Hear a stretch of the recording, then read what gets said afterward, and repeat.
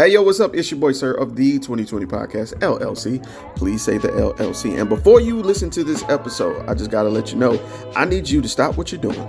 Go to blkrenaissance.com, and I need you to shop for the culture. That's right. Anytime you use the promo code LLC20 at Black Renaissance Clothing's website, you will get 20% off your order. Off rip, no questions asked. So do me a favor and do it for the culture. Peace. Hey, this is KJ, and I have a question for you. When was the last time you got something nice for yourself? That's what I thought. So why not visit www.theblurredsyndicate.com and get something that will help you express who you really are. They've got shirts, mugs, purses, mouse pads, and even aprons for the grillers of the family. So if you're a fan of anime, pro wrestling, or hell, even the Golden Girls, the Blurred Syndicate has got you covered. Also, if you use the code LLC20 at checkout, you'll get 20% off your order. So what are you waiting on? I got mine. Come get yours. And remember to join the BS.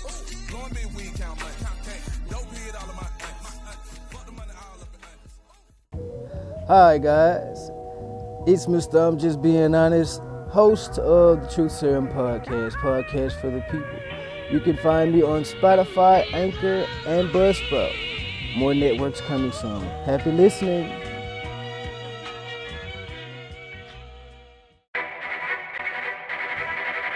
The self-destruct sequence has been activated. Repeat, the self-destruct sequence has been activated. This sequence may not be aborted. All employees proceed to the emergency car at the bottom platform. Okay, we lit it just like a fuse, so no need to pick and choose. Welcome to 2020, where we do more than interviews. The hottest be coming through, dropping knowledge on all of you. Get a peek at the front of you with the truth that they offer you. Yeah, hands up, we doing it for the culture. To give artists and businesses more exposure. Keeping it real and stay silent just like a boulder. It's about to go all the way down, can't get no lower. Chasing my dreams, know that they get no slower. But if I stay running, I promise they getting closer. Moreover, success my older. And if you're sleeping on me, I'm waking them up like Folgers. I told you, coming from the land with the tide roll. Well, we'll be on a whole different vibe though.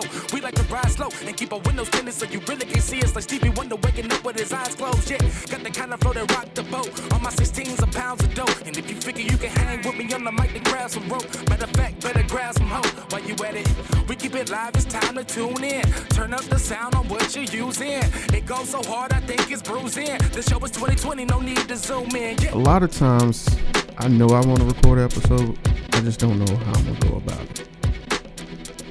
And I don't even mean from like a structural standpoint. I literally mean, I know I want to say something, but I don't know how to say it. Or shit, sometimes I just don't know what to say. So that's when you get episodes like this where I just talk. So the Queen of England died today. I'm seeing a lot of shit on the internet.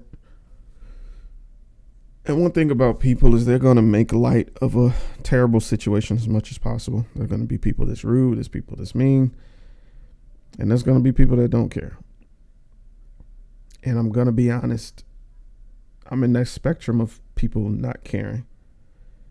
And I don't have a problem admitting that I'm indifferent about that. I didn't really know this woman.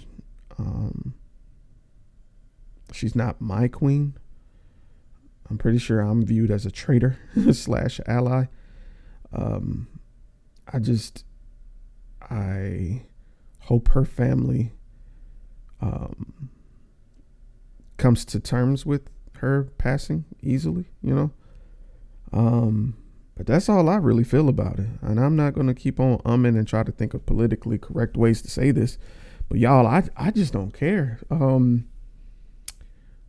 I have a lot of stuff going on, you know. You ever just didn't have time to care about other people's shit who you really don't really know?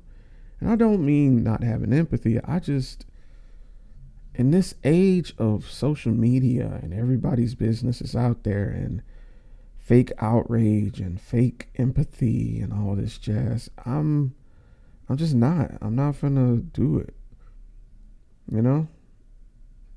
I think it's okay to be like, oh, that happened? Wow, I hate that happened. Or do you hate it happened? Like for real. Like, we're conditioned to be so nice with these disingenuous responses that seem automated to a T even.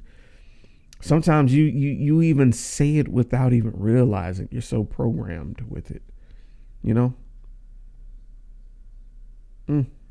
Are you saying it because it's the nice thing to say?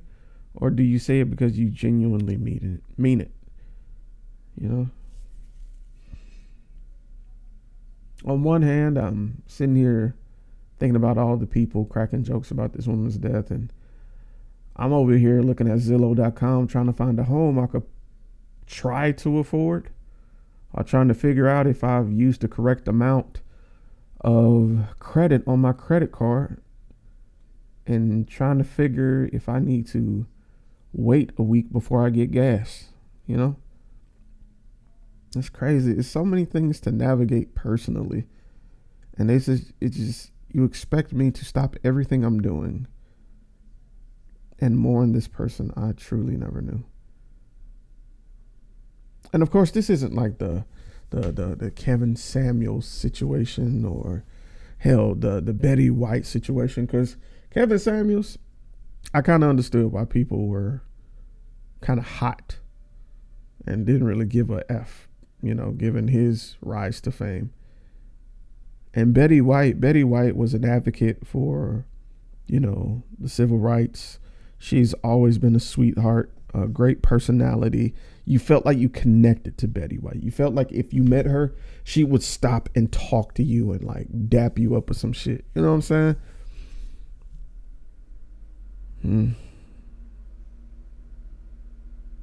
So I'm going to say something very controversial. And I'm just going to be transparent because it's been a while since I was able to sit down and talk with someone. But I'm going to keep it a buck. I'm going to tell y'all the story of me realizing that I understood why black women said what they said about Kevin Samuels while he passed. I had an epiphany one day. Cruise with me back in time. So, for those of you that don't know this podcast, I'm transparent. I just get on here and ramble sometimes, and that's cool. But anyway, back in my high school days, I actually had a bully. Yep. Surprise, surprise. Much like some of y'all, I had a bully, but this bully was really persistent. He just went out of his way to try and embarrass me every opportunity he got. And I openly despised him. Openly, did not care. And what made matters worse, a good friend of mine was his girlfriend. And true, I will be honest, I did have a slight crush on her because I thought she was cool and I thought she could do better. And I don't need necessarily doing better with me, but that's a whole nother story. But she knew this guy would pick on me, and she still was with this guy, even though she claimed to be my friend. But anyway, this guy was in a gang, like a no bullshit actual gang. He was in this smaller, and I ain't gonna say the name of it because some of y'all might know of it, depending on where you're from. But he was in this gang. Well, it's a gang that was being groomed by Bloods. And so they were high schoolers just doing everything that they could do to appear to be, you know, thugs. Like, for real, for real. Like, I ain't even talking about the shit on TV. I'm talking about, like, carrying guns to school, constantly fighting, shootouts type shit, like some real gang shit. So boom, he was in a class before me, right? Class of 2004. I was class 2005. So when he graduated, I was great. I'm like, all right, cool. But he was one of the people that came to every event, like basketball games, football games. So it's like, it was no getting rid of this nigga. So lo and behold, I graduate and I go to school. You know, I leave Mobile and I go to Huntsville. I pretty much left everybody behind. I didn't really talk to anybody because I really didn't give a fuck about my high school. it really showed me how shitty some of the relationships I dealt with were. So I'm in college, and I would check in on the news every now and again. And this is when Facebook was exclusively for college students. I saw a post and it said my bully's name, rest in peace. And I'm like, My first mind was, he got what was coming. And I know that sounds terrible, but I'm just being real with you. That's just what it was. So I went and looked, and it turns out this guy got into a fight at a popular club, went outside and got shot to death. And I was watching the news stories. I was reading, just trying to get information on who did it, because I was more concerned with who did it rather than his passing. And I know that sounds terrible, but Jeremy's just being fucking honest. And so I watched the interview, and his dad was on TV saying, like, you know, he was a great person. He always brought light to whomever he was around. He was just sweet and all this. And I'm like, who the fuck is he talking about? You know, everybody wants to believe their kid is just the same innocent child that they were, and they want to remember them as that. But that wasn't the case with this person, man. That wasn't. And I'm not finna sit here and swallow shit just because this person isn't here. This person was deplorable. Terrible. Yeah, he may have made a few people laugh, but that was only because you were close to him. To general people, to everyone else and outside of his circle, he was a shit person. And that's why I try to be kind. You never know when your ticket is up to be punched. And what is your legacy that you're leaving behind? And so I was reminded of this person when I was speaking with a great friend of mine, whom I won't disclose, but they told me they were, sexually assaulted by this person. And when they told me how the person died, I knew exactly who they were talking about. And I felt so bad for her. I really did, because she made light of it, but I felt so bad because I was like, you too were affected by this dickhead? I'm so sorry you went through that, man. And if you're listening to this and you know I'm telling your story, I'm so sorry. Forgive me. But I just had to give context that reviewing that, and when she told me that, and I said that I openly didn't care that person died, that's when I realized how black women felt about Kevin Samuels. That's when it really set in with me, because I was one of those people, don't get me wrong, I don't side with Kevin, never have. I've sided with hey, you don't speak ill of the dead. And that's just some bullshit patriarchy shit that we was raised up on. Just straight up. There's too much shit we don't challenge because we're quote unquote not supposed to. So now I'm for this generation calling shit out. And I'm extra cautious of how I go about shit. That's why I can't understand this generation of fake parenting. Like these people and these parents acting like they were in these kids' lives and doing this shit on social media, just acting like they're just definitely there and they're not. I don't rock with this shit. Like, who you are in life is who you're going to be in death, my boy, my lady. And it's like anybody can get this same smoke. So Gen Zers, man, y'all keep going ahead, man. Y'all keep doing y'all motherfucking thing. Call the bullshit where y'all see it. Just whatever, bro. I'm with it. I get it. A lot of this shit is stupid. This unnecessary fakeness that everybody has to abide by just because somebody else who's no longer here is written these old ass rules that we choose to abide by. Have y'all noticed that family gatherings have died off a lot? Like for real. Like, man, my family reunions used to be packed. Man, bro, I can't tell you the last time my family got together. Like, and I'm not even like proud or sad about it. I just get it. I get it. Like, people don't want to deal with fakeness no more. When Big Mama and them die, bro, like, it's a wrap. It's a wrap. When the matriarch leaves, which it usually is, it's usually the big mamas, the grandmamas and shit that hold shit together. When they go, bro, shit fall apart. I got cousins who won't even claim me no more. Ain't that a bitch? Like, cousins I grew up with, bruh. Like my fucking childhood through adolescence with. And something happens. Someone dies or a divorce happens. Oh, that's a good one. A divorce happens. You really find out who fucks with you when people get divorced, boy. Whew. You really find out. Or a bad breakup happens and you have to choose sides. Saw one of my aunties by marriage one time when I came back to Mobile, and she was explaining to her coworker who I was, because she hadn't seen me either in like 10 years. And she was about to call me her nephew, but she stopped. She stopped. Now, why would you stop? I still called you auntie, and it wasn't a term out of respect. It was a term of endearment. I don't know why people feel like just because their marriage ended that my adoration of you has to stop too.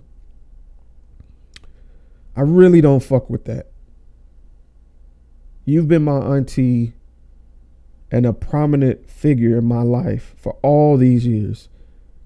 And any man, any woman should be able to respect that bond that is created. But then again, this is 2022. This is the age of the feelings and people not using logic and just going by how they feel. They want everybody to co-sign their emotions, whether they right, left, or wrong, right. It don't even matter. You got to co-sign them just because they family. Well, I'm your blood. They not your blood. And then they'll quote, blood is thicker than water. But they don't know that means the blood of the covenant is thicker than the waters of the womb. Meaning your belief system and whom you connect with genuinely on the spiritual level outweighs those whom you are actually related to. Shit, wow. If you could meet anybody from the past, who would you meet? I know who I want to meet. Merriam-Webster. I just want to know why the fuck you decided to invest in dictionaries. And I feel like I know why. I feel like Merriam was like, man, these niggas don't know what any of this shit mean. Niggas is using shit out of context. Let me go ahead and write something called a book for the diction, a dictionary of sorts. So niggas can actually appropriately express themselves with the correct interpretation of these words. Anywho, it's been about 16 minutes. I have ranted, and I appreciate you for sitting here listening to this, because I know I've gotten away from these one-on-one conversations, and they're coming back. It's just a lot has gone on behind the scenes. I have a lot of work to do, and work has been kicking my ass, but I'm bouncing back. Squad Goals will return. Let's Talk About It will return. The 2020 podcast will return. We're coming back. We're dealing with time, this construct that tends to elude us when it comes to managing it. It's like trying to manage how sand falls from your fingertips. That was poetic as fuck. I'm gonna go write that down. Anyway, this has been your boy, sir.